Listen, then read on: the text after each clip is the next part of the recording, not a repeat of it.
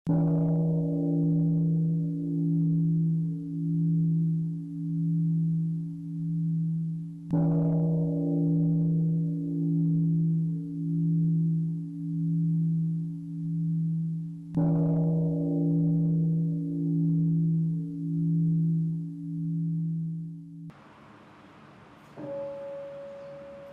พิจารณาก่อนการสวดมนต์ขอเชิญสังฆาทุกท่านได้กลับคืนสู่ลมหายใจเพื่อที่พลังแห่งสติของส่วนรวมจะได้นำพาเราเป็นกายหนึ่งเดียวไหลล่องดังสายน้ำที่ไม่มีการแบ่งแยกอีกต่อไปขอให้สังฆาทั้งหมดหายใจดังใดเดียวกันสวดมนต์ดังกายเดียวกันสดับฟังดังกายเดียวกันข้ามพ้นมายาแห่งตนหลุดพ้นจากปมด้อยปมเด่นปมแห่งความเท่าเทียม Quán niệm trước khi tụng kinh.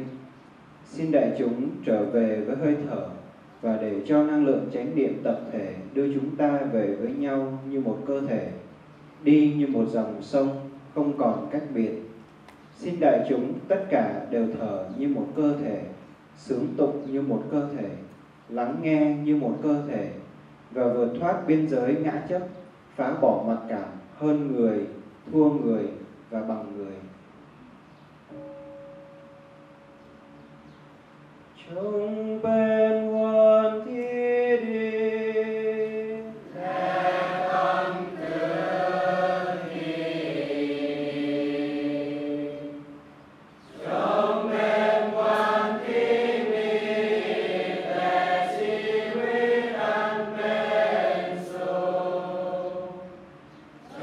Ghiền Mì Gõ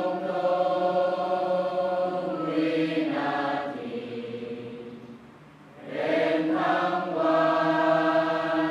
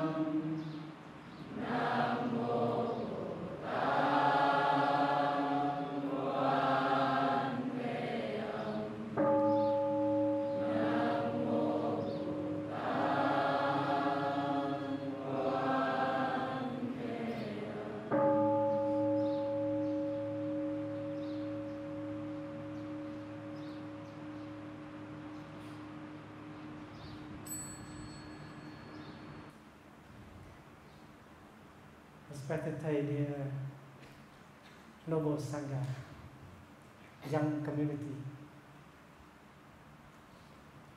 Today is the 18th of May, right? Normally I'm not so good at dates. Living in a monastery, sometimes you don't pay attention to dates and time. Which is a very, very nice thing to have.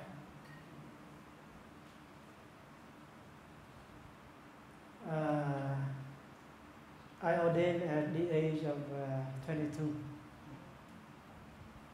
and I'm now 48.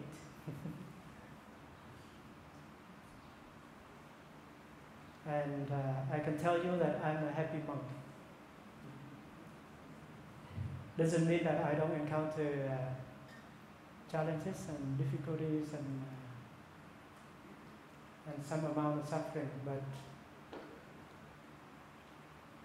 I'm a happy monk.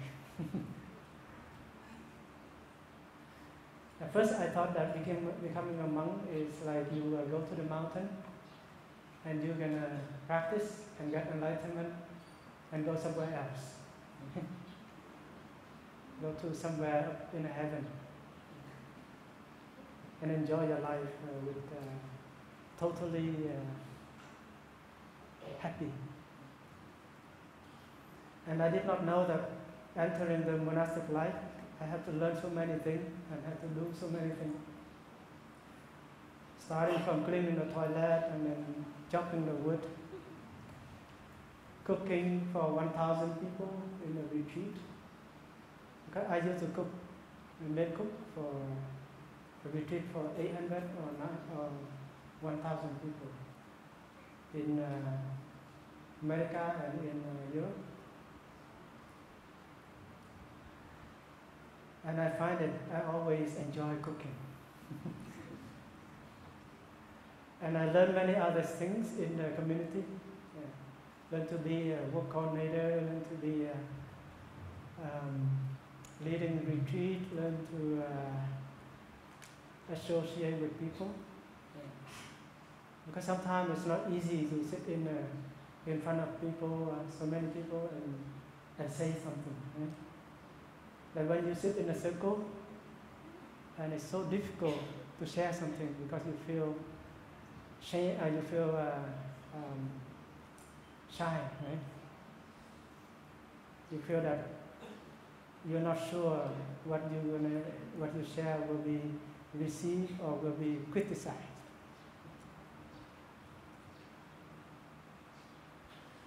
And especially when I'm a monk, I'm supposed to be in front of many people and sharing. And there are people who like the sharing, but there are people who doesn't like, and they also criticize. And then you have to learn how to overcome that. Right? If people continue to say something that's not nice to you when you share something, you continue to share.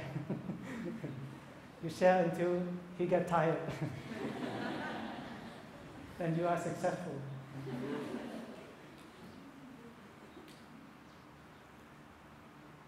And then, most of all, I had to learn how to be, the art of being happy, more difficult. Learn the art of being, how to handle suffering, difficulties. And learn also how to overcome fear and so on. And then learn how to be free. Because we know that as a monk, freedom is the most valuable thing. The highest result, fruits that a monk or nun should be able to achieve. And then sometimes you listen to talk and then say, there's nothing to do, nowhere to go, nothing to achieve. And you're confused, right? You sit here and say, oh, you don't have to do anything, just sit. and it's become something that you have to really learn and do it. So practicing meditation is like an art. And actually Buddhism is an art. It's not a religious. It's not a religion. If you think that Buddhism is a religion, you are wrong. Because when you get encounter with the teaching of the Buddha, you see that you find nothing religious in it. Everything becomes very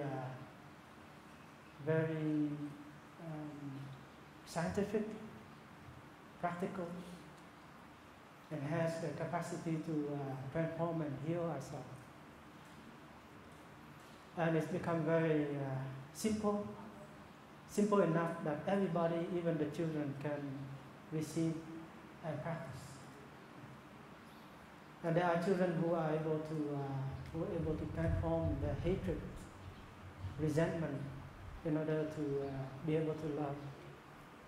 There was a young girl who is only 9 years old, and she has a young brother. Since his young brother appeared, manifest in her life and her family, the love that her parents normally used to give her, to offer her, now share to her brother. So she felt that she's not loved enough by his parents, and she thinks that her brother take away. So slowly she built up that resentment and hatred and anger. And many times she had thought of killing her brother so that she can receive full love from her parents. This has happened to even, these things happen not only to brother and sister, but sometimes it's happened to husband, to the father. And it is very natural. Even it happens in an animal relationship. It's like when you get married, and then there was only two of you. And when your wife gives birth to a child, her love and her care shifted to the child, and the husband gets jealous. But even when you get jealous, you cannot speak it out. You cannot share.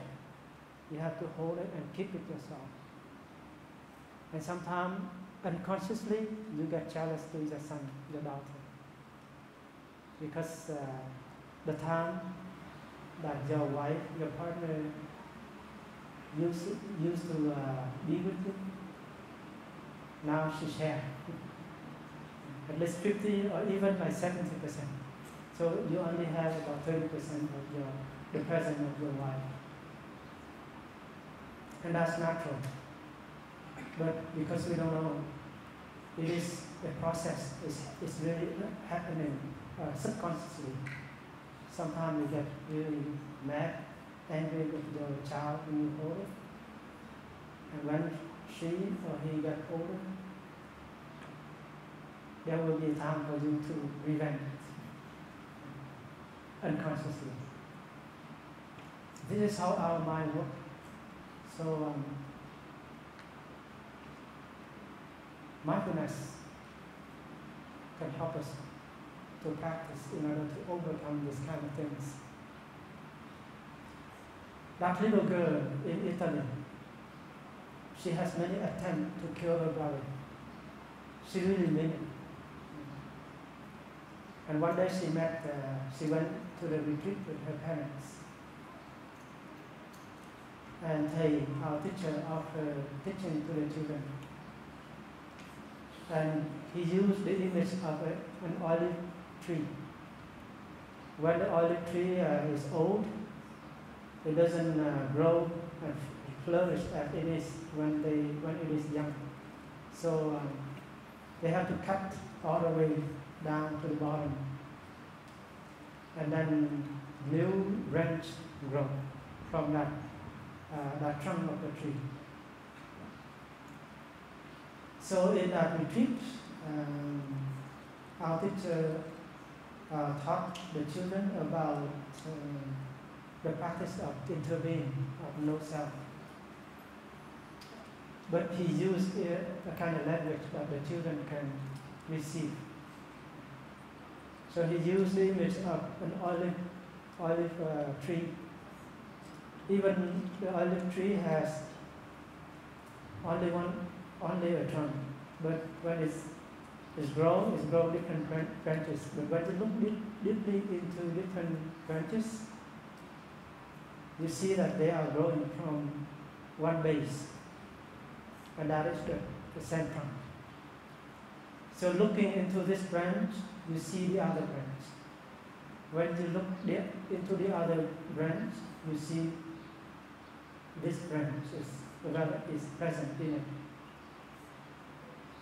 So the girl was able to understand that looking deeply into her brother, she feels that she is there, present in her brother as well. And looking into herself, she also sees that she can touch her brother in her. And this is the insight of interbeing. And for somehow she understood. And she was able to let go of that thought of wanting to kill her brother. And then she began to learn how to love her brother and share the love with of their parents and to him and to her. And this is something that they, after the retreat, they share to Thầy, and they share that to other people. So you can see that love and understanding can have the power to heal our hatred, resentment, anger, and so on. And today the theme I want to share to you is about nourishing love and understanding. You know that to practice is like an art of arranging flowers. Sometimes you don't need so many flowers. And it also costs less. Yeah? The art of arranging flower is that you need less flower, but you arrange a flower in a way that surrounding the flower has a lot of space, like this. If you put so many flowers here, and then this flower cannot shine anymore. But the flower is shining brightly and beautifully because she has a lot of space around it. Same thing, when you love, if you love correctly, with love, with understanding, and with peace, you can have a lot of space in you and around you. And you can also allow your love to have space and to shine. But in our daily life, sometimes we don't do that, or most of the time. We always capture our love in our own image and in our own wall and prison. And we don't allow our love to have space and be himself. And this is not because we want it to be like that, but sometimes we are not able to see that underneath of this love there is fear, there is worry, there is uncertainty, and so on. And there is really influence in our way of loving. And if we are not mindful enough we are not able to see it, and we are not able to deal with the situation. First of all, inside of ourselves. So let us meditating on love. Did you listen to the sutra? It's called on love yet? Not yet, huh? Let us hear the words of the Buddha.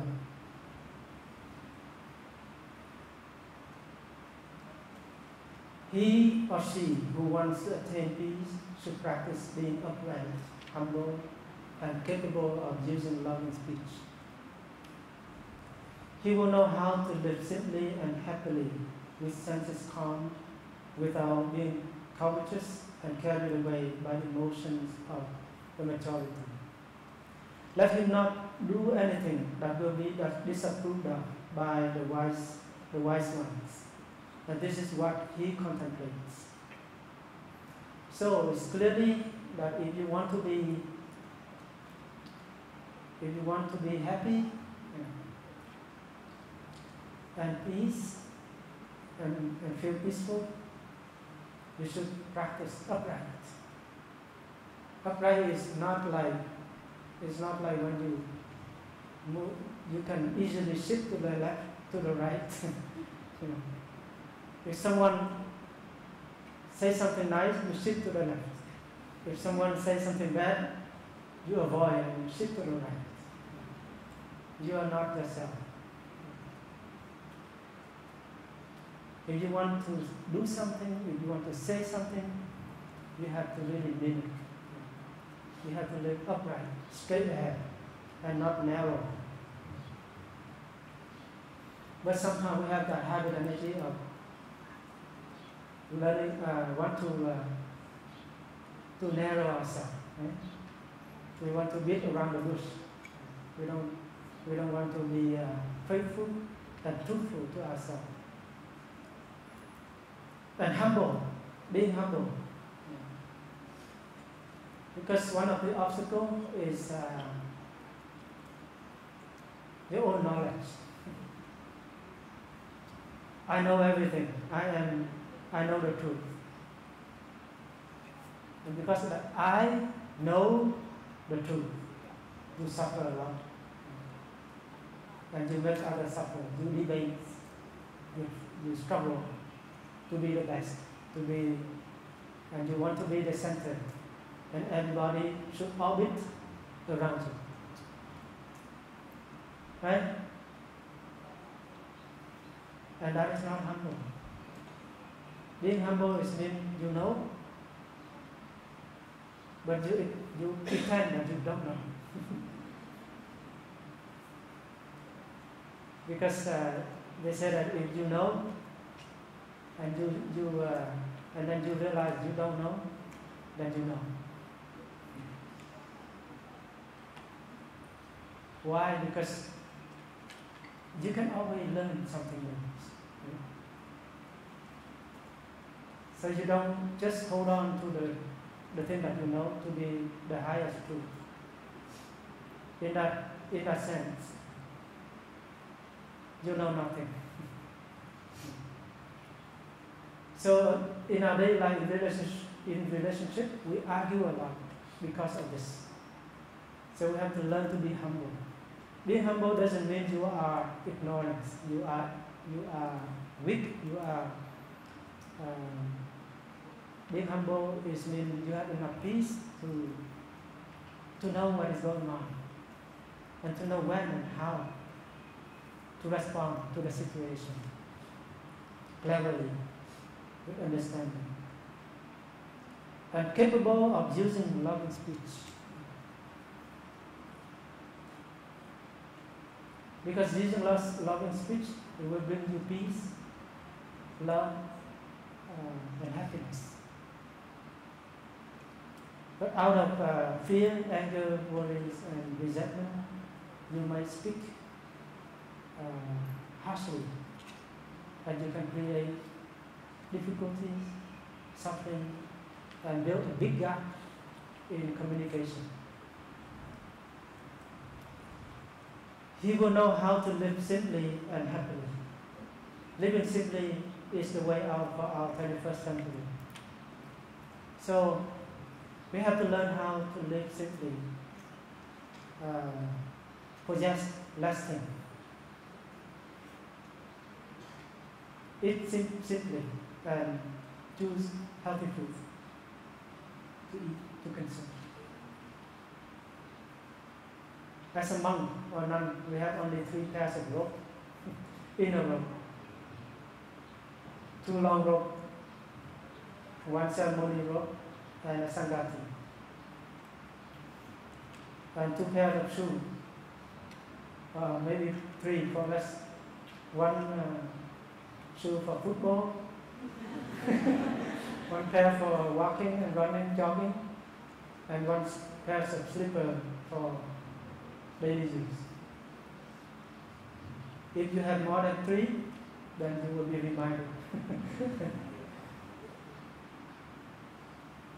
And then we shave in our hair, so we don't have to use so many shampoo.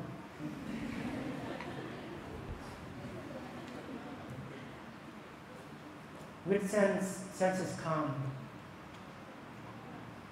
this means our 6 senses should be able to look at things with a calm state of mind. Because sometimes you look at things and you get so angry. And when you get angry, your nervous system get tense and tired. And when you get angry, your eye get red and look very ugly, right? But when you practice mindfulness, you look at everything else around with a calm and clear eyes. You listen to the sound with a very joyful sound, and let you calm. Without being covetous and carried away by emotions of the majority. We don't have free will. We live in a society, everything is programmed, and we have to lovingly follow. Like a buffalo has a string on the nose. Wherever the boy takes the buffalo out and pull away, and the buffalo will follow. We are like that. Everything is programmed. We don't have the free will. We are not solid enough to be ourselves. We just go along. And you know that it is not a healthy way of living when you join anyway. Because you cannot do otherwise. And this is a pressure. It's called peer pressure. If you don't join them, you will be left out. Right? So you have to join, and you know that it is not safe for you. Let him not do anything that will be disapproved of by the wise ones.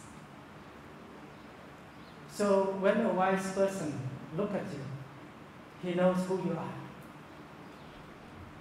They say that, tell me what kind of food that your friend eats, and I know who he is.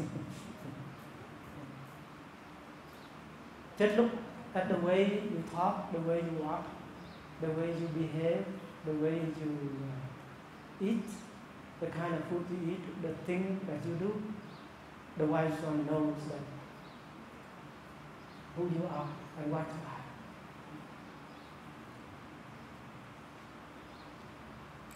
So this is what he contemplates. May everyone be happy and safe, and may their hearts be filled with joy. May all living beings live in security and peace. Beings are born, beings who are frail or strong, tall or short, big or small, visible or not visible, near or far away. already born or yet to be born. May all of them dwell in perfect tranquility. Let no one do harm to anyone. Let no one put the life of anyone in danger.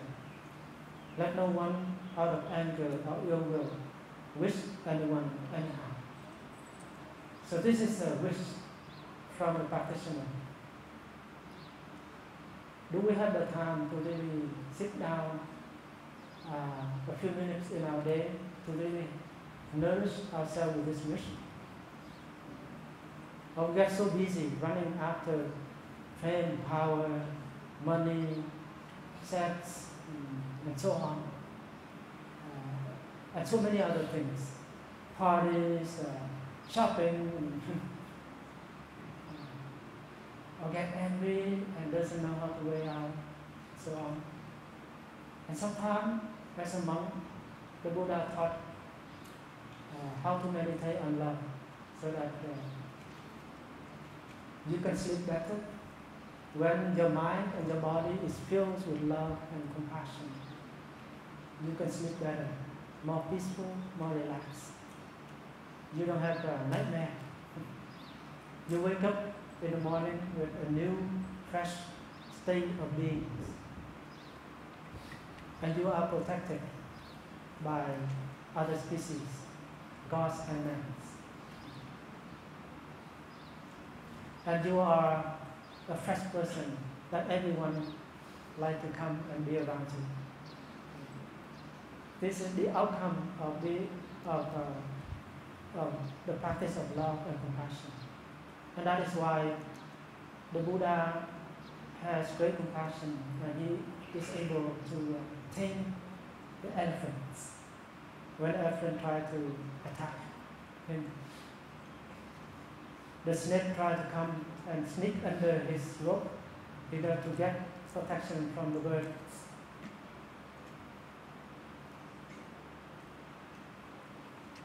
Just as a mother loves and protects her only child at the risk of her own life, we should cultivate boundless love to offer to all living beings in the entire cosmos. Let our boundless love pervade the whole universe, above, below, and across. Our love will know no obstacle. Our heart will be absolutely free from hatred and enmity. When we practice love, we can transform hatred, anger. And I know that many of us have anger, hatred towards our parents and other people. And what can we do with that? We will learn.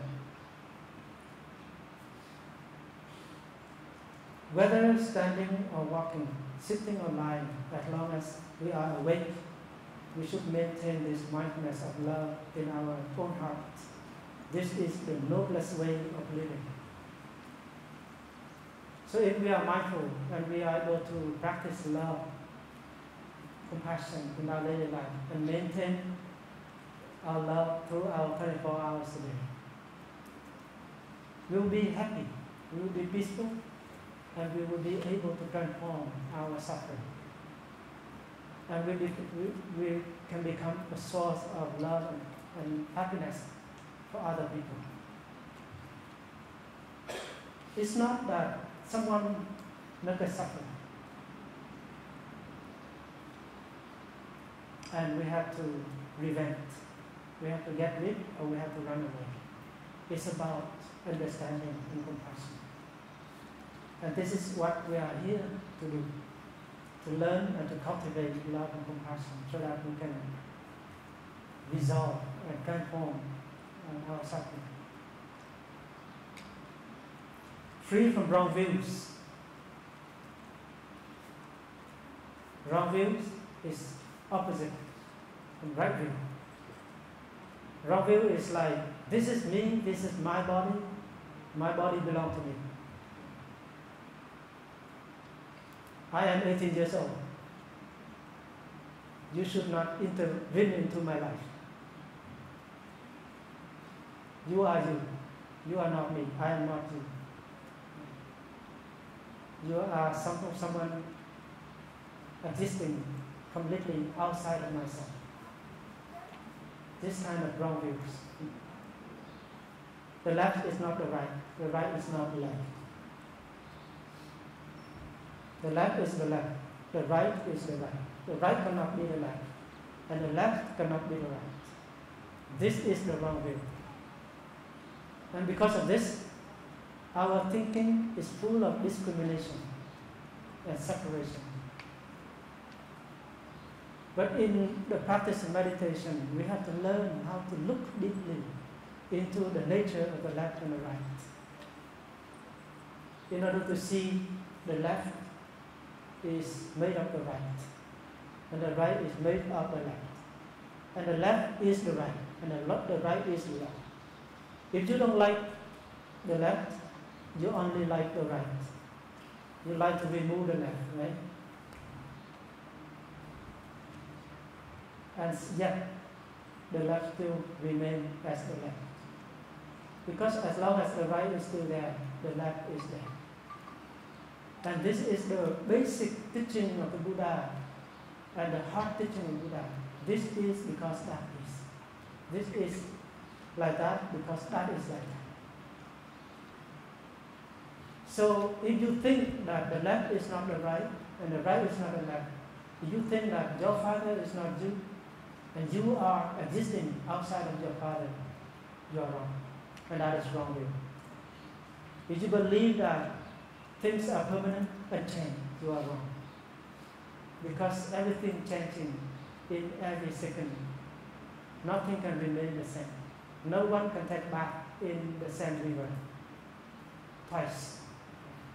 As long as you jump in the river and you jump back up and you jump back in, you are in a new river. And you also new. Everything is new. So we have to learn how to let go of that wrong views in order to touch the true reality. Only when you are really touch the true reality, you are free. And when you are free, you have a lot of space. And when you have a lot of space, you can embrace everything. Whether it is beautiful or less beautiful. Whether it is lovable or not lovable, you are able to embrace. This is the Buddha love. The Buddha love does not have discrimination, subtly. Like the earth does not discriminate anything, right? Whether we pour something fragrance, the earth receives without say, oh, thank you. And then when you pour something ugly, nasty into the earth also receives it unconditionally. And this is true love. So, if we are able to transcend and to let go of our wrong views and attain to right view, we will be able to transcend, transform our greed and sensual desires. Because greed and sensual desires are the things that our mind, one of our mental state of mind, that manas, the lover, try to seek for. Because manas is a state of our mind, the long 8 state of mind, and it is number 7. And it's always attached to itself, cling to itself, day and night, non-stop. This is mine, this is me, this belongs to me. That is not me, that is not mine. It's not my fault. I have to protect me first. And based on this, it's go very far in ignorance and wrong perceptions. And everything you try to possess, to have, the way you live your life, in seeking for fame, power, wealth, and so on, is to protect that idea of self that subconsciously control your whole being.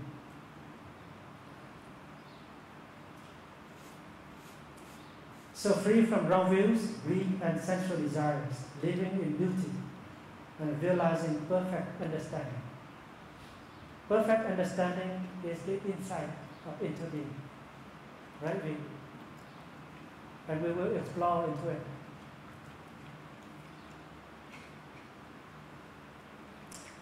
Those who practice boundless love will certainly transcend birth and death. Birth and death is something that's haunting every one of us. We want to live, we don't want to die. We are afraid of death, and yet we committed suicide because of our suffering. But birth and death is just an idea, just like left and right. On the phenomena world, we see that there is birth, there is death. But in the ultimate dimension, in truth, we are not, we never born and we never die. Just like when you was born, that day, that year, and then people will offer you a birth certificate, yeah? And you say that, oh, that is my birthday, the day I was born, right? But that is only conventional. If you look beyond that day, were you there yet? Were you born yet?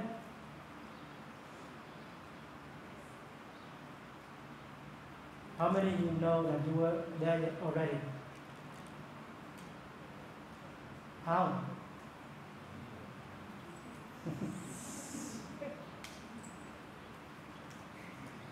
It's very easy.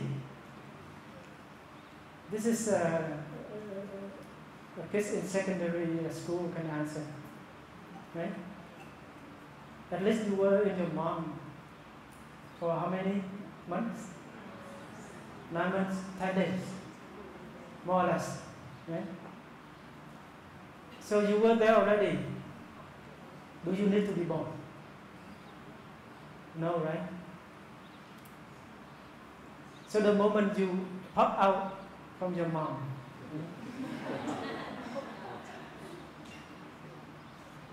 it's just a moment of continuation, right? It's not the moment of birth. So birth is just an idea. And when you come to the moment, it's called moment D. D moment, death. And you say that you are dead, and then they will give you a death certificate, certified that you died. Right? But do you really die?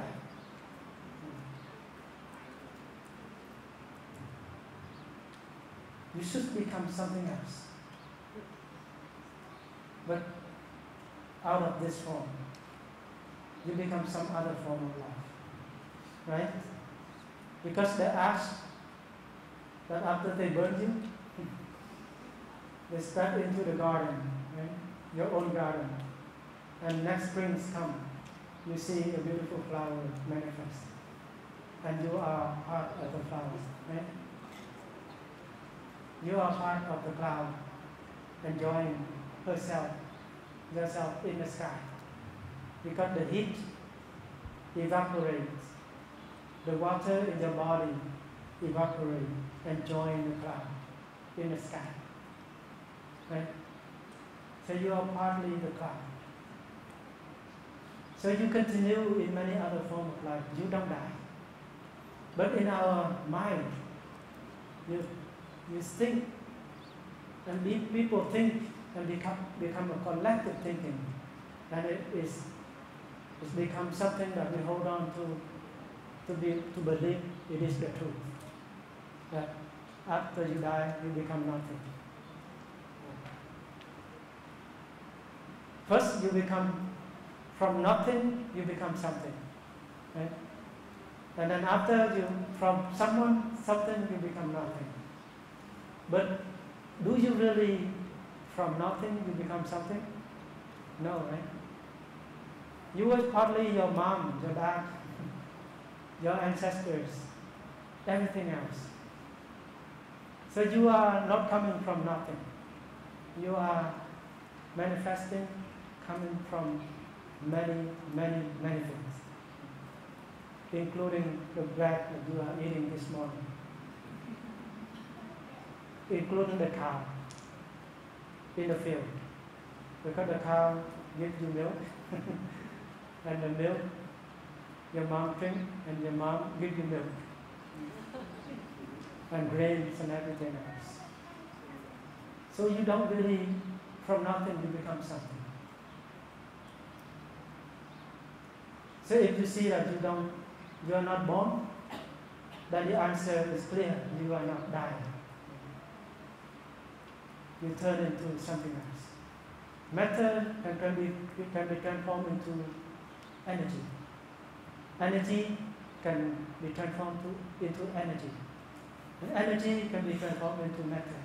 Matter can be transformed into matter. It is the process of transformation and continuation. Nothing can be lost. This is the first law of thermodynamic physics. So nothing dies, nothing born.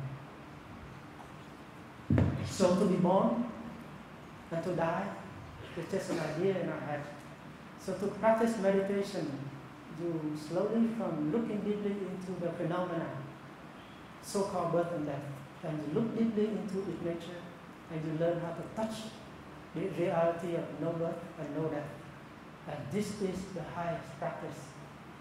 Unless you are able to transform the idea of birth and death, then you will suffer less.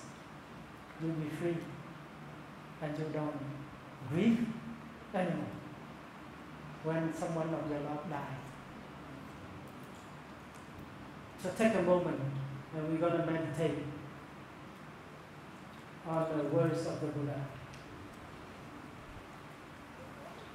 May I be peaceful, happy, and light in my body and spirit. May she be peaceful, happy, and light in body and spirit. May he be peaceful, happy, and light in body and spirit. May they be peaceful, happy, and light in body and spirit. So, to practice love, first of all, we practice directly to ourselves. The other day I was sharing about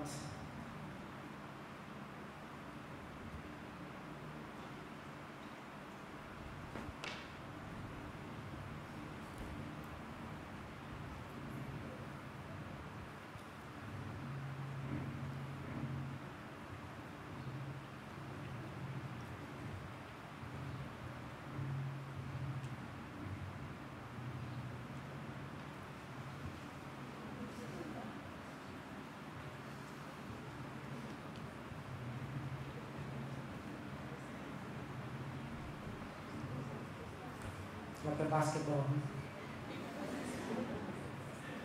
This is in orange with 5 sections: body, feelings, perception, mental formation, consciousness. This is the whole being is made of 5 skandhas. So when you say, may I be peaceful, light, happy in body and spirit, It's not just a wishful thinking.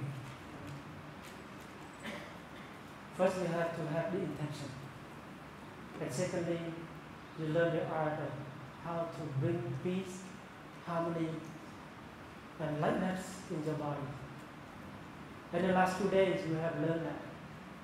We learn mindful breathing, we learn mindful walking, we learn mindful sitting, we learn mindful eating, we learn how to eat healthy food. In order to bring into our body elements of peace, happiness, lightness,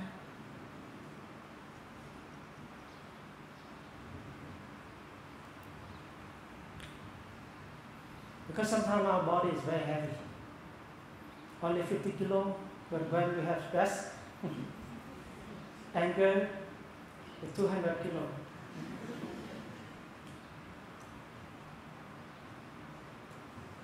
Remember the monkey in the Tôn Ngộ Không? One day he was carrying a big rock in his back. He could not walk. Even he has a very powerful super power, but he cannot walk because the rock was made of Mara. The Mara turned into a rock. And Mara is full of ignorance, hate, anger, and craving. So he carried that whole load of unwholesome energy in his back, and he was not able to walk. So in order to practice, in order to help our body to become light, peaceful, we have to learn how to let go. We need to learn how to take the practice of mindful walking, mindful breathing, and so on, in order to learn how to relax our body. Because when you breathe in, you become aware of your tension, your stress, and when you breathe out the stress, the tension in your body. And not only your nose breathe. Don't think that your nose is the only place that is doing the breathing. Every pore on the skin is breathing at the same time. So when you breathe, it's like when the doctor, the nurse come and give you a needle, and then you become very tense and you feel the pain when the needle coming. That's why the nurse always say, inhale, exhale, breathe in, breathe out. And when you breathe out, you don't even know the needle coming into your body system. For sometimes you don't really know, and you don't feel the pain at all. Why? Because your body loose, or the muscle loose when you breathe out. Relax. And you don't defend. So that's why the Buddha is very scientific, the best doctor. Breathe in, I'm aware of the tension in my body. Breathe out, I release the tension in my body. So the releasing of the tension is not about your thinking. I release. Not like that. The breathing doing the releasing itself. You only turn on mindfulness, light bulb, and then shine into it. So when you breathe in and you become one with your breath, right? When you breathe out and you become one with your breath, you suddenly free from worry and anxiety and so on. And that's why you are free from that. And that is why peace comes to you. This is the key. So you say, I want peace, I want peace. Breathe in, I feel peace. Breathe out, I feel peace. You don't feel peace and not at all, right? Because you breathe and you don't breathe rightly. That is why you don't feel peace. So the breathing, doing the peace. It's not your thinking. So when you breathe in and out and you feel peaceful because you are free from tension, stress, uncertainty, anxiety, you feel lightness in your body because those energy, negativity energy has gone. That is why you feel light in your body and your spirit. You feel happy, dwelling in the present moment. So if you are able to do that, and you know that you can do it, even you have full load of stress and tension and suffering inside, but you are able to do it, maybe 30%, but you can do it. And you believe that other people can do it. So that is why you send that energy of love and confidence to the other person. Say, may she be peaceful, happy, light in body and spirit. So you relate to someone that you love. Maybe your mom, your nightmare mom. But she also she suffered. She needs the way out.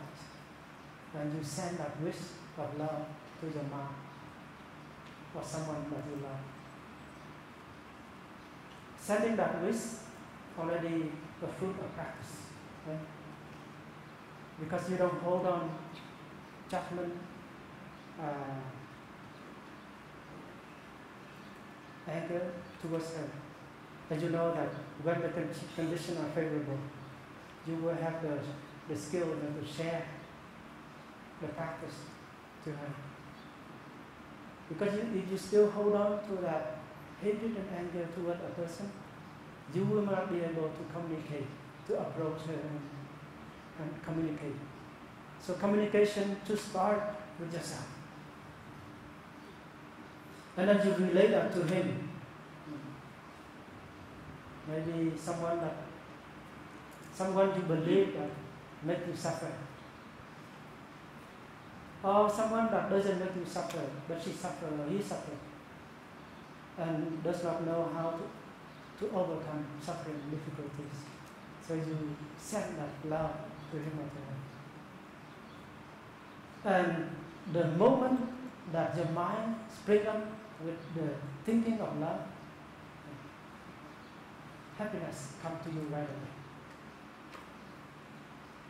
So love is happiness. And happiness is love.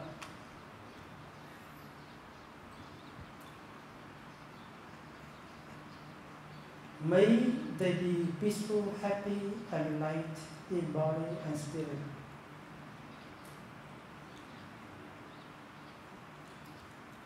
They is that someone you don't know, someone you never associate with. Tiếng Việt là người dân.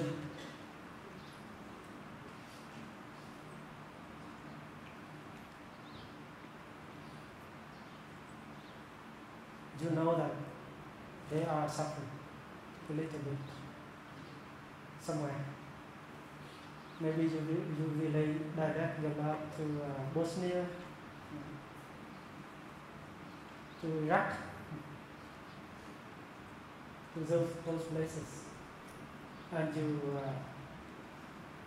wish for them so that they can have a happy and peaceful life.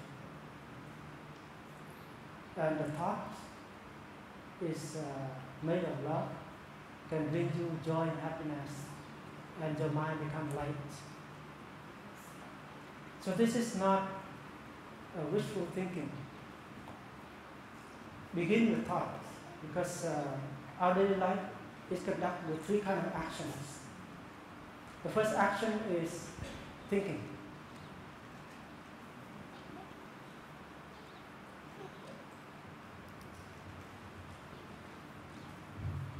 Second is speech. The third is what?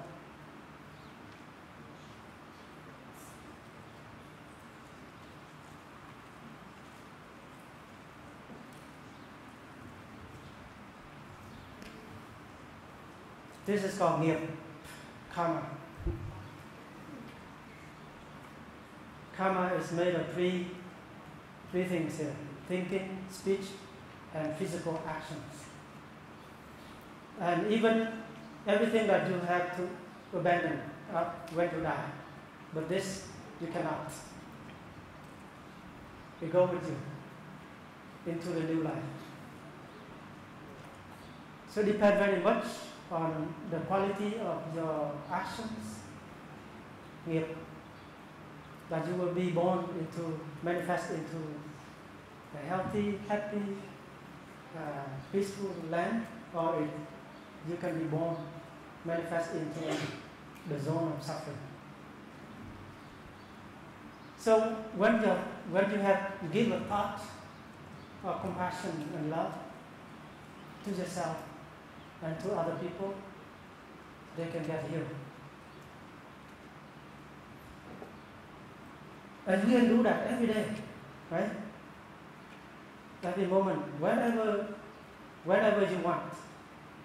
Sit in the bus or sitting in the bathroom, you can give rise to a thought of compassion and peace, and you can heal yourself. But when you look, because in Buddhism, the Buddha said that nothing can survive without food. What has come to be? Namely, our suffering, depression, hatred, anger. If you know how to look deeply, identify the source of the nutrients, you are already on the path of liberation, transformation, and healing. And if you want to have a peaceful, happy, and light in your body and your mind, you have to identify the source of food. And in Buddhism, we talk about 4 kinds of food. First is edible.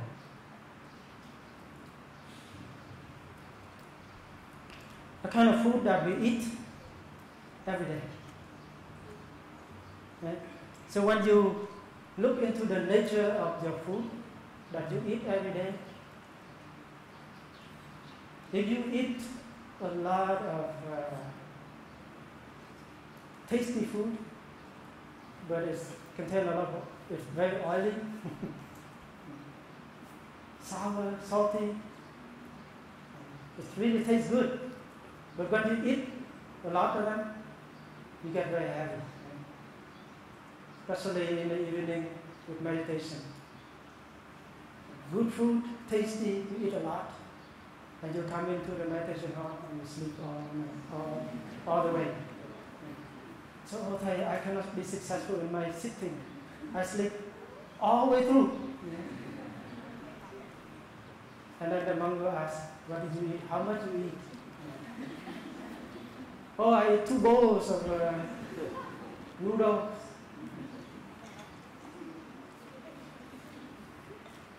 When you eat a lot of meat, you can also make your body heavy.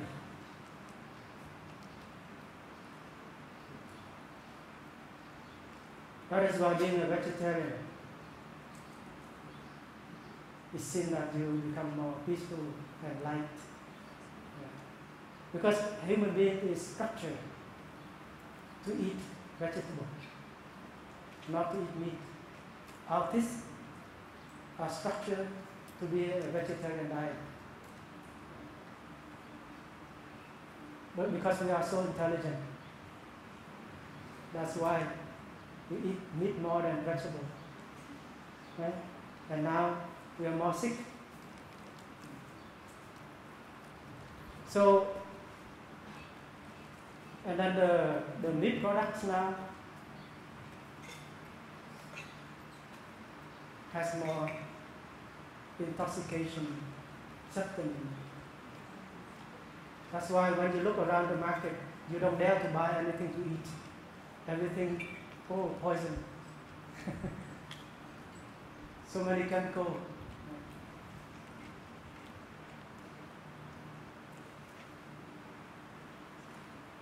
You want to be light and peaceful, but you drink a lot of alcohol. How can you be peaceful and light? So, we should be practical. If we want our body to be light and peaceful, we should refrain, take a good diet. I'm not yet advising to be fully vegetarian, but everything should happen naturally. But I think that we should learn how to take a diet and move more towards vegetarian food. And eat more beans for replacement of proteins and so on. And actually beans have more protein than beef.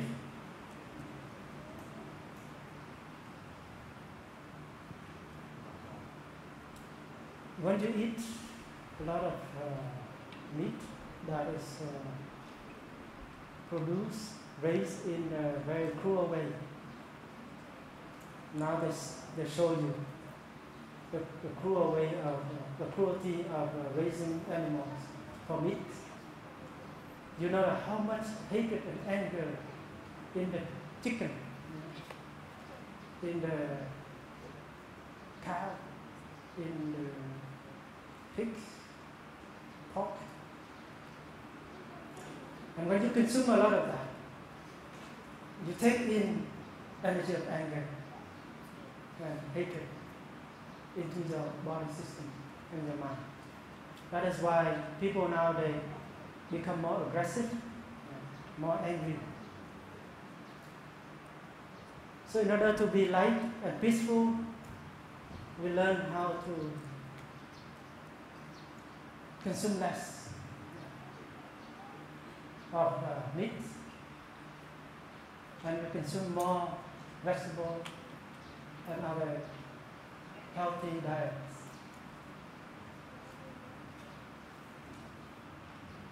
We can go more into this. May I be saved.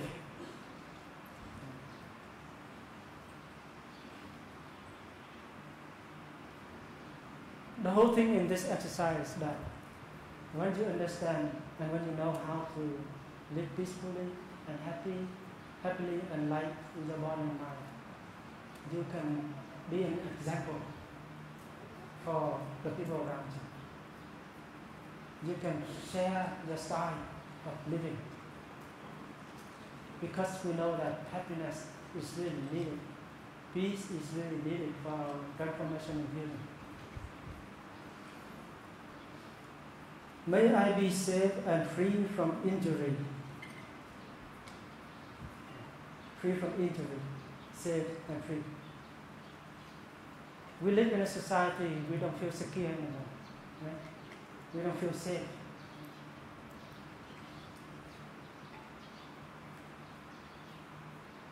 Domestic violence, family violence, school violence, society violence is overwhelming.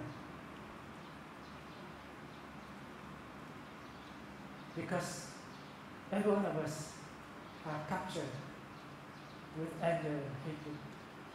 So when you meet, when the Buddha say that, may I be free from, may I be safe and free from injury.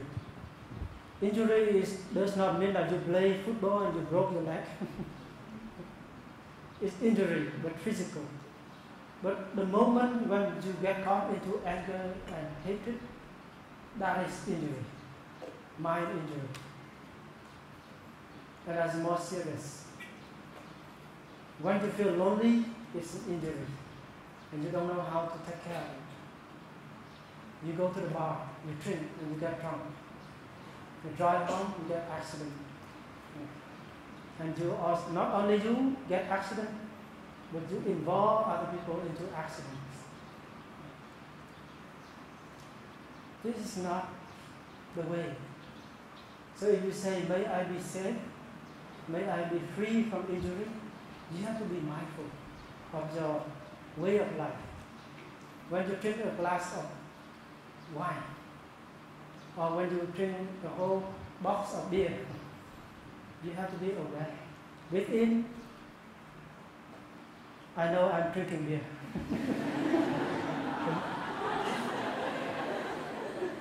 Without, I smile to beer. Within, I know if I drink too much. Without, I know what will happen to me and to others. Within, I know that food is so great. I love it. Without, I know that I have stomach ulcer. I smile and let it go.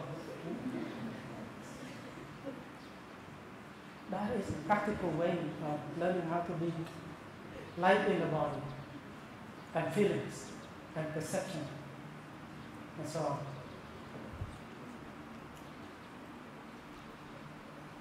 And then go on, may she be safe and free from injury.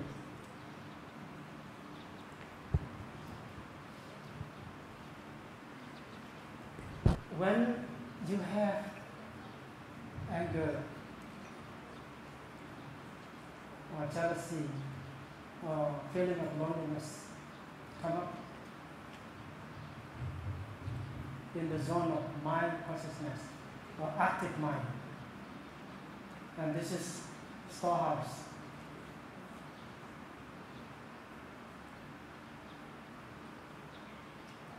This is a living room.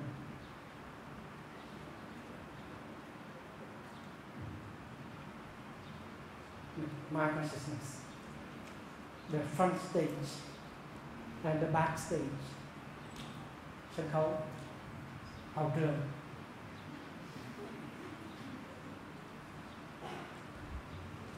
Store many kind of seeds.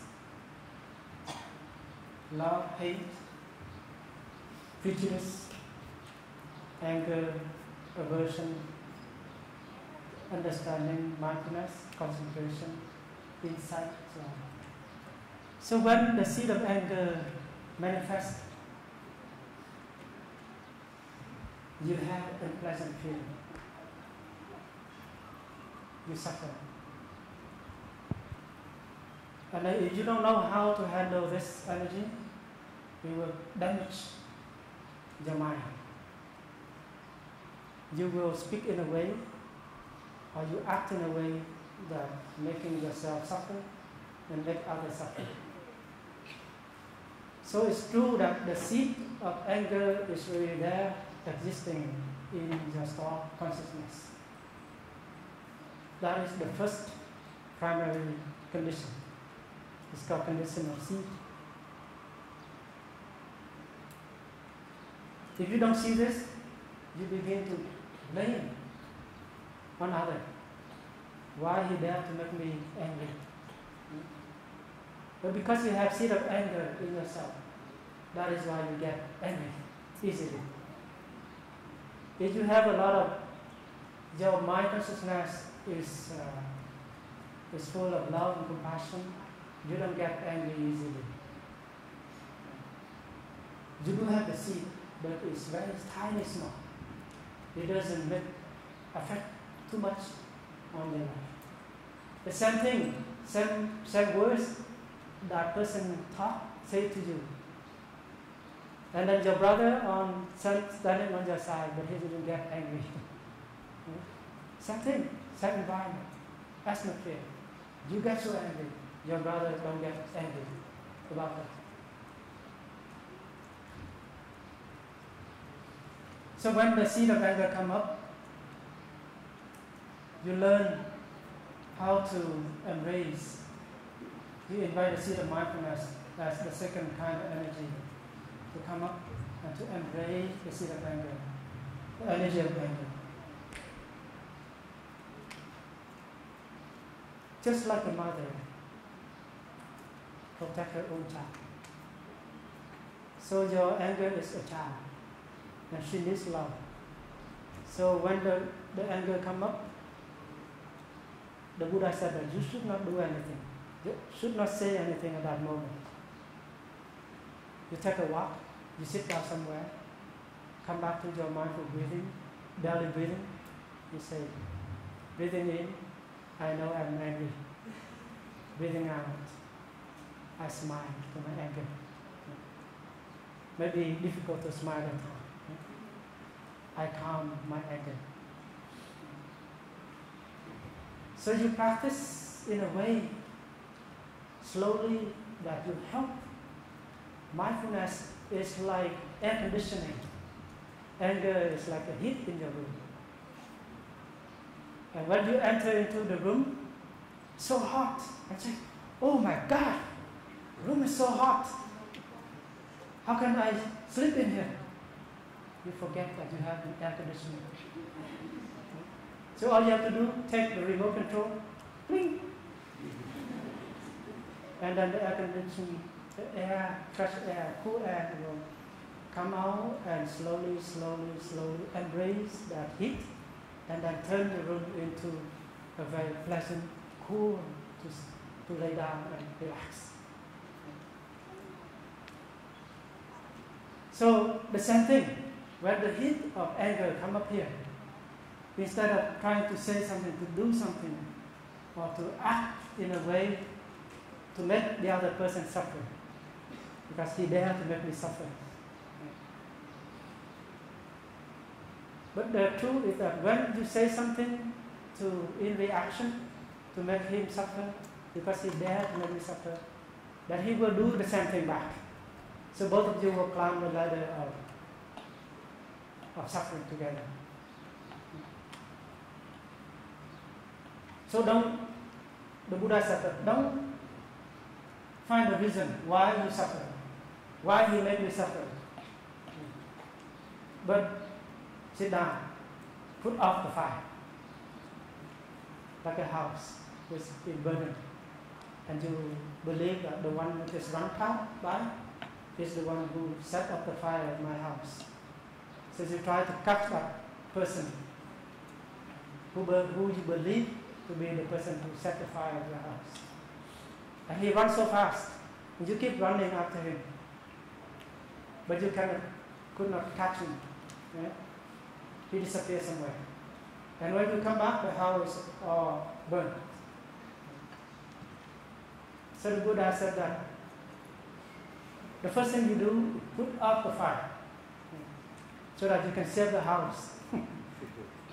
And then slowly, later on, you find the person, the reason.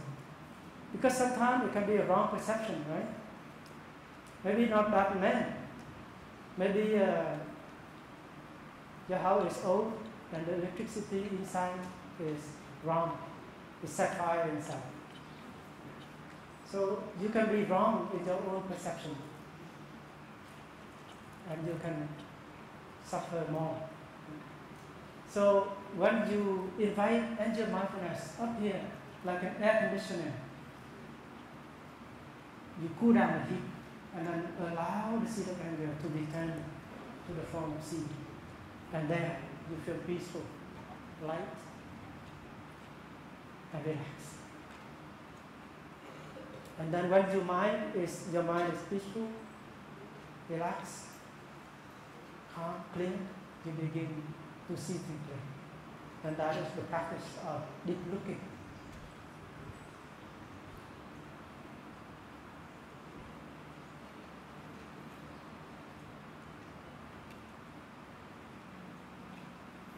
When you know that someone is in the state of heat, he or she is burning with anger, fear, doubt, and so on. You know that he suffers a lot, she suffers a lot, or they suffer a lot. Because you know how suffering it is when you are in that state. So you have compassion and love for him. And you wish for him and her to be the same like you. And this makes you happy. It's like when you think of a criminal. In our mind right away, when we first hear on the news, that person killed 5 people. And you get so angry with that person, right? And you want to punish that person. You want to join in to the thinking that he should be punished and he should be dead. He dared to kill 5 people.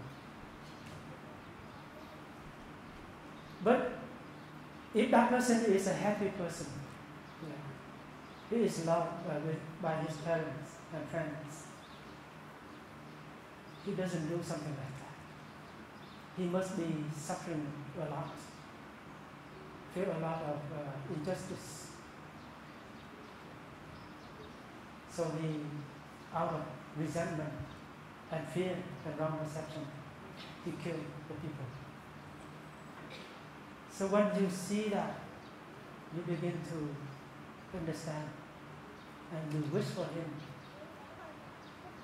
to live in peace. And do not do the thing that he did. May I be free from anger, afflictions, fear, anxiety. So we are not happy because we are overwhelmed by this energy of greed, anger, fear, anxiety. We don't know how to deal with this. So mindfulness helps you to recognize whenever anxiety comes up. You breathe in, I know I have some anxiety in myself. Breathe out. I embrace my anxiety.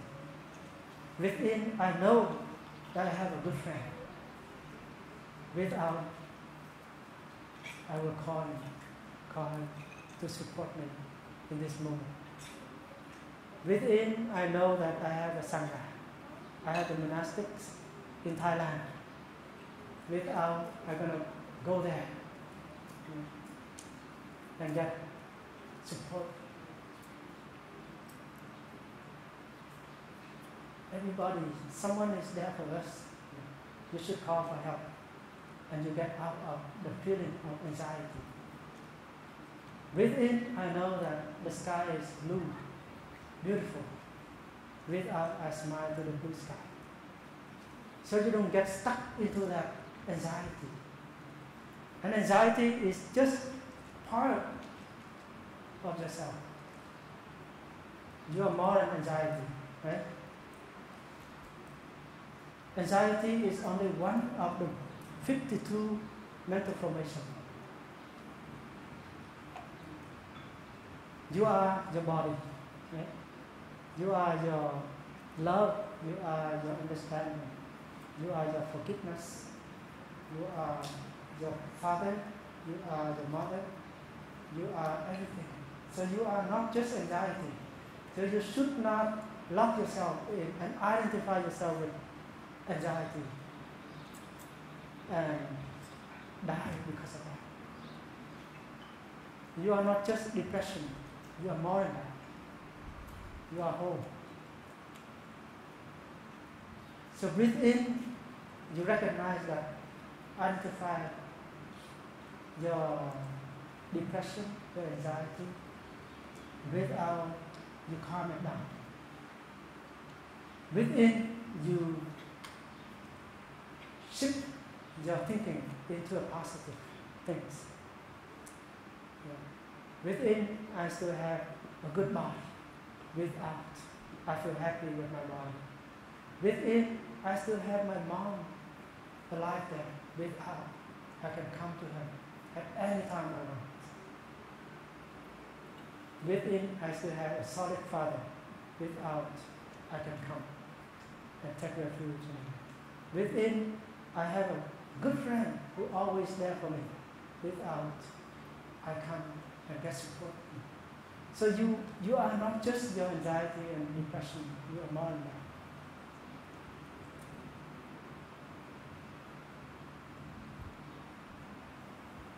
So the practice of meditation on love and on breathing, walking, protect you and set you free from this unwholesome energy.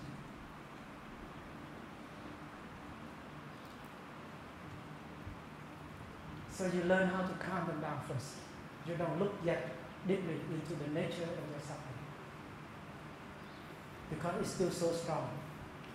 So you need some amount of mindfulness, of peace, of clarity, in order to look deeply into the nature of the suffering. Otherwise, you will be carried away. It's like a storm and a tornado. If you're not strong enough, you jump into the heart of the tornado, you will be stirred around, and let you fly up.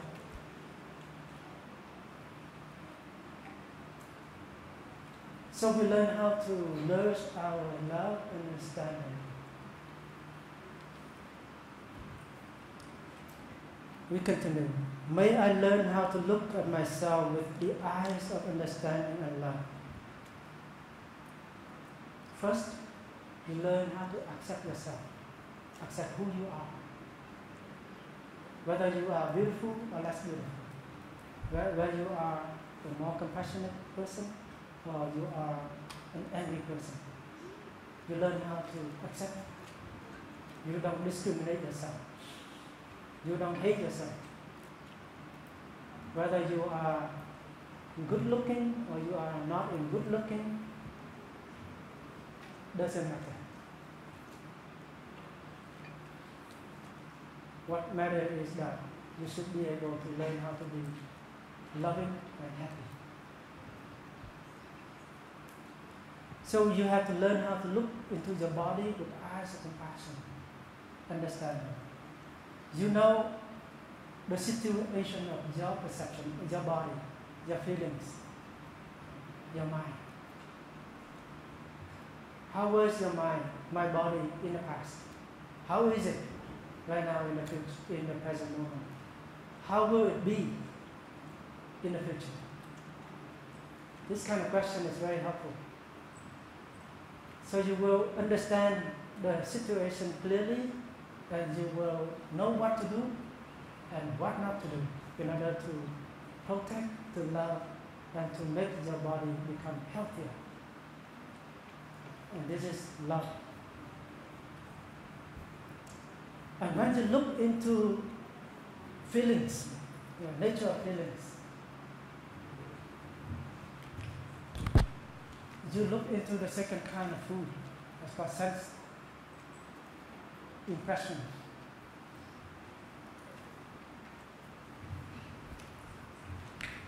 Sense impression is a kind of food that you take in through the door of your eyes and your nose and your way of touching things.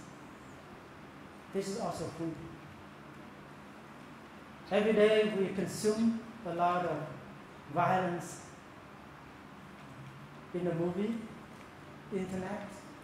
We listen to song, we listen to sound, we see image. And we have a smartphone that we surf the internet all night long. Not able to drop it down when we sleep. Not able to turn it off because we feel anxious that someone may call me. So on and so on. The first thing you wake up, check Facebook. So all these things, we are exposed our senses. But normally we expose our senses in a negative way.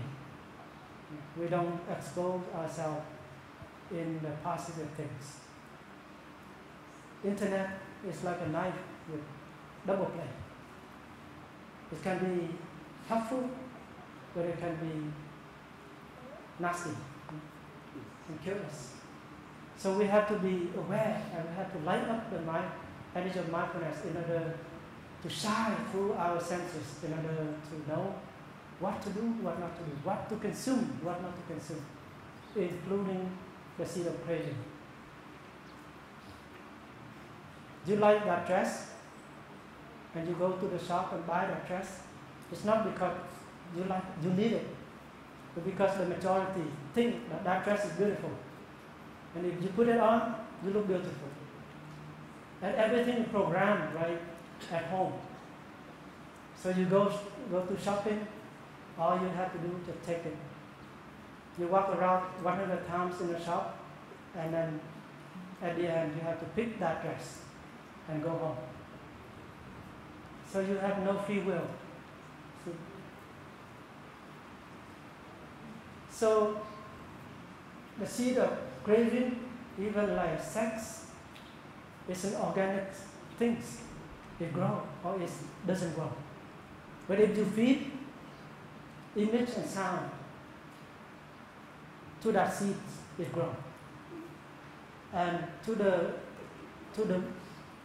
state that it becomes so strong that you cannot handle anymore. So you have to go and find someone. And sometimes people do that things with the children. And this is the outcome of watering seed of craving of sex. So if you want to protect yourself, you want to understand the nature of your suffering, you have to look into the nature, the source of nutriments that you intake every day. And this is the way. And mindfulness helps us to do that.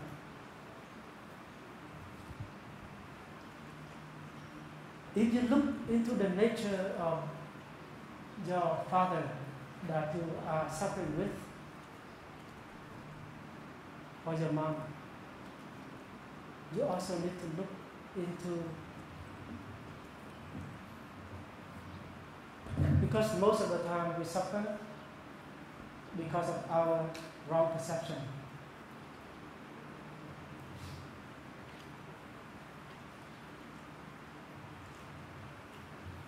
We perceive wrongly. First, we perceive that my father is not me, I am not my father. But at the beginning, we already understand that we are the continuation of our father, our mother. We cannot remove our father away from us, physically and mentally. This is the inside of interbeing. You are me and I am you. It's like the sun and the flower. You cannot take the sun away from the flowers. If you remove the sun, the flower will collapse. So the sun and flowers interact. And this is the basic insight that you have to have, understanding, for love to spring up. And if you see that if you are your father, you don't want to hate your father anymore. Right? Because if you know that if you hate your father, you want him to die, disappear from your life, you suffer as well. Because as long as you are there, still, your father is there, physically and mentally. He transmits to you everything he has, positive and negative. And if you have a wrong perception that your father is someone existing completely outside of yourself, based on this wrong perception, you continue to create something to you, to your father. You continue to nourish seed of hatred, anger. And then if you look into the food of consciousness,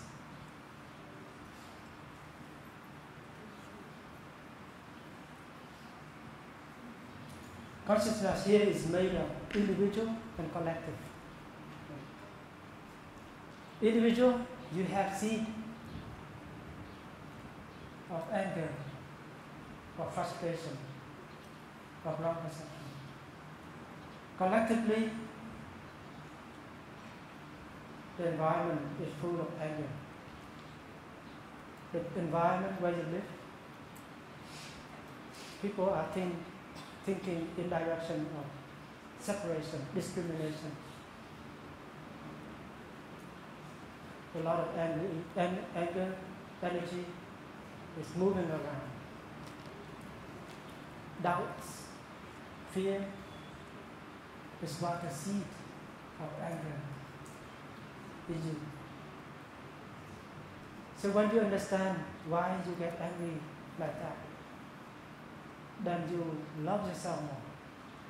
You feel compassionate for yourself, and you want to do something for yourself in order to transform that suffering in you. And when you look into the nature of your father, you see the same. When you look deeply into the nature of your father, you have to look into his background family, his history. You look into the nation where he lived in, the environment that he lived in, the kind of friend that he hang out with, the parents that he lived and grew up.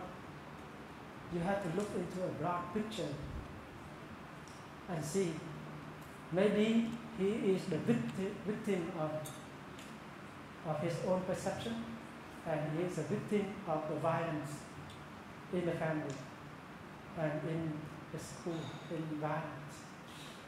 And he did not know how to transform his suffering yet. That is why he behaved like that. That is why he continued to make you suffer. And he does not know how. And in the gospel said, please do not, please forgive him because he does not know what he's doing. And this is the teaching on compassion. Someone does not know what he is doing, that's why he makes himself suffer and he makes other people suffer. He is in a state of heat, being burned by anger, perversion, ignorance. So he is someone that is needed help, not punishment. So now you are his continuation and you know the way. You learn the art of how to handle suffering, the art of love and understanding. You transform yourself first, and then you help your father transform. First, when you transform yourself, your father in you also being transformed. And when you are able to smile and look at life with the eyes of love and compassion, your father also benefit that. And then when you, in your mind, is full of forgiveness, compassion, understanding, you approach him and help him skillfully. So it's not wishful thinking, it's the practice of deep looking. And when you are able to do that, you move on meditation on love, understanding. May he learn how to look at himself with the eyes of understanding and love. And may she and may they.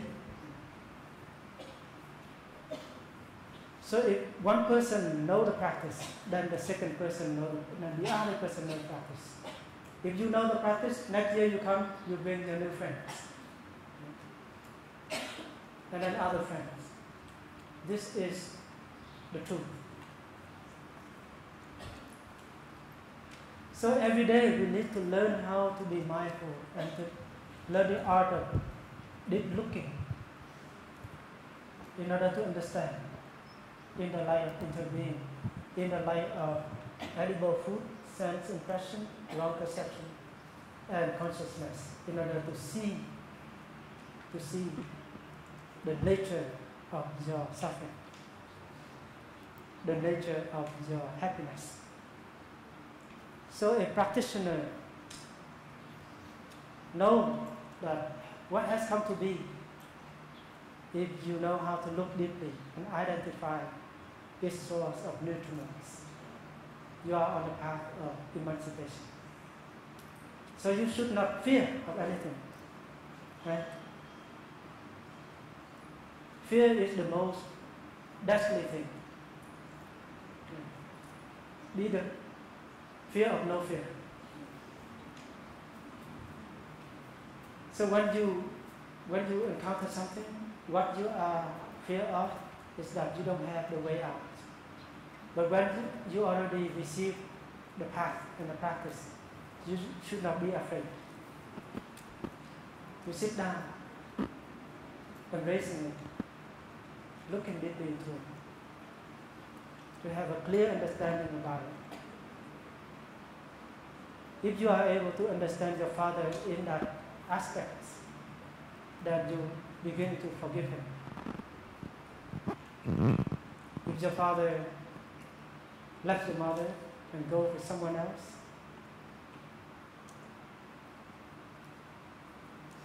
because he does not have enough love and happiness in himself. Maybe partly your mom played a role in it, and you are partly playing a role in it, and the whole society also make a role in it.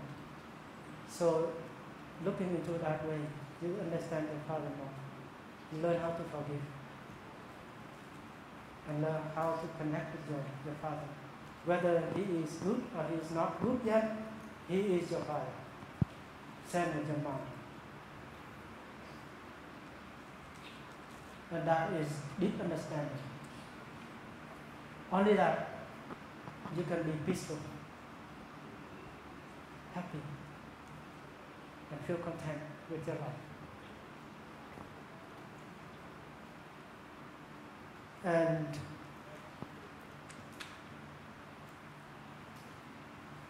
with this practice, you can be saved everywhere you go, wherever you are. With love and compassion, understanding develop in your body, in your mind. Whatever situation you are in, you are skillful. You learn how to, you are in position of having capacity to listen deeply, to understand, and to communicate. So don't underestimate yourself. We are all human beings. We have some issues in our life. And you are not the only one. Monks and nuns also have some issues. Even the Buddha, when he was alive, he still had some issues in his life. And he continued to practice and overcome difficulties. So remember that you are not the only one. And that we are all capable of overcoming our situation. And we do it with ourselves, but we also learn how to take refuge in the community or group of friends. And we can do it together. So that is why after retreat, you go back and you form a group of friends that can support you. A group of 5, 7, or 10, 15. Because the world, the society is so chaos. And you need a strong support energy from a group of people who are in the same aspiration. And the Buddha love is not only directly to human beings. He also direct to the animals, the vegetal realms, and minerals. So the way you eat the way you consume, the way you live your life has a great effect on the well-being of the earth, of the environment, of the climate change. And they are you. You are the earth, and the earth is you. You are not something existing outside from the earth. So if you eat with compassion, you live your life with compassion, you know that you can heal the situation. We can all together slow down the process of climate change. Otherwise, we have to face a big problem. The dreadful fear, because they say that when the snow, Everest mountain melt, many bacteria, the deadly bacteria will rise and attack human beings. And the sea level is rising, and the degree in the water is rising 2 degrees more. And others can die. Coral die, fish die, we die. So we and the world interact. We are not existing alone. So we have to think about it as a meditation object. Together we can do something as young people.